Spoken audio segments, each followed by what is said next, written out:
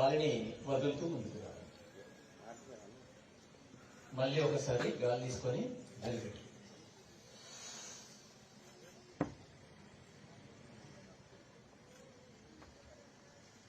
గాలిని వదులుతూ ఒక 3 టైమ్స్ చేద్దాం.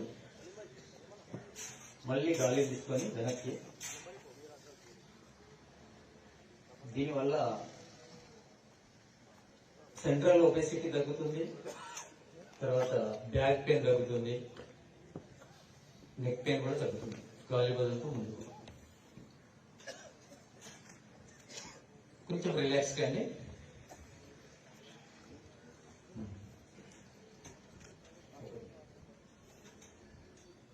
తర్వాత త్రికోణాసనం. కాళ్ళ మధ్య దూరము కనీసం ఒక 4 ఫీట్లు ఉండాలి. పాదాలు 2 పాదాల మధ్య దూరము 4 ఫీట్స్ ఉండాలి. చేతులు భుజాలకు సమాంతరంగా ముందు వైపు అరచేతులు ఉండే విధంగా ఇలా ముందుకు ఉండాలి. ఇప్పుడు కుడివైపు వంగాలి. వంగినప్పుడు త్రికోణాకారం రావాలి మనకు.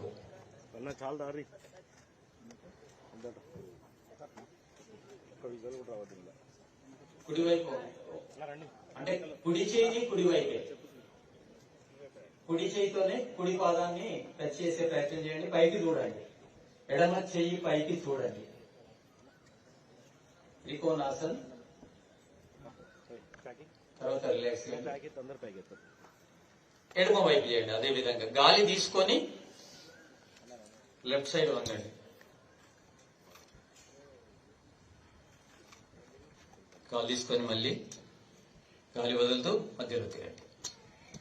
మళ్ళీ ఒకసారి చేయండి రైట్ సైడ్. వీలైనంత వరకు బలవంతంగా వంచే ప్రయత్నం అవసరం లేదు. ఎంత మీరు బెండ్ చేయగలిగితే అంత. మళ్ళీ గాలి వదులుతూ మళ్ళీ ఒకసారి ఎడమ సైడ్ చేయండి. సరిపోతుంది. అంతర్జాతీయ యోగా దినోత్సవం సందర్భంగా అందరికీ శుభాకాంక్షలు తెలియజేస్తూ ఒక పండుగ వాతావరణంలో ప్రపంచవ్యాప్తంగా దాదాపు 200 దేశాలకు పైగా రోజు యోగా దినోత్సవాన్ని జరుపుకుంటా ఉన్నాం. 2014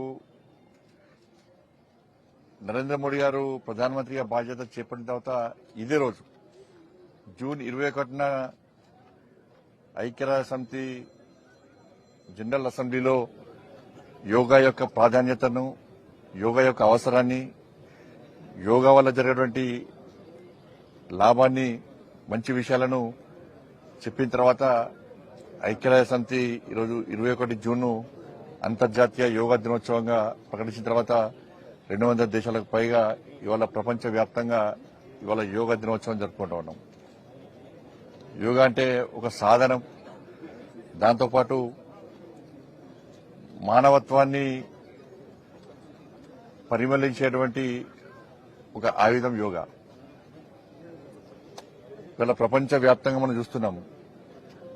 దేశాల మధ్య యుద్ధాలు, రష్యా ఉక్రెయిన్ గాని, ఇజ్రాయెల్ ఇరాన్ గాని, దాంతోపాటు పాకిస్తాన్ ప్రేరేపిత ఉగ్రవాదం ప్రపంచవ్యాప్తంగా ఏ విధంగా ఊలిరియాల ఒక ఆందోళనకరమైన పరిస్థితులు ఉన్నాయో, ఒకటి మనుషుల మధ్య వైరుధ్యాలు, దేశాల మధ్య వైరుధ్యాల యొక్క నిర్మూలన కూడా ఈ యోగా ద్వారా సాధ్యం.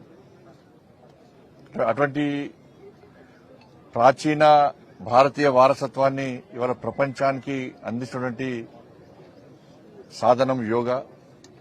ఇలా ప్రపంచ దేశాలన్నీ కూడా ఇవాళ యోగాను ఆచరించడం నిజంగా మన సనాతన ధర్మాన్ని, మన సంస్కృతి సాంప్రదాయాల యొక్క గొప్పతనాన్ని ఇవాళ ప్రపంచానికి చూపినటువంటి ఒక గొప్ప మహనీయుడు నరేంద్ర మోడీ గారు.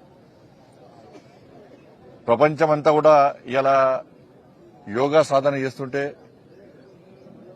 మన దేశంలో దాన్ని నిర్లక్ష్యం చేయడం మంచి పద్ధతి కాదు. ఒక్కరోజు యోగా చేయడం అంటే ఇది ఒక మ్యారేజ్ డేనో ఒక పుట్టినరోజు కాదు. ఇది నిరంతరం యోగా సాధన చేయడం ద్వారా వాళ్ళ పోటీ ప్రపంచంలో ఉన్నాం. ఈ పోటీ ప్రపంచంలో బీపీ షుగర్లతో ఇవాళ ప్రతి ఒక్కరు ఇబ్బంది పడేటువంటి ప్రమాదం ఉన్నది.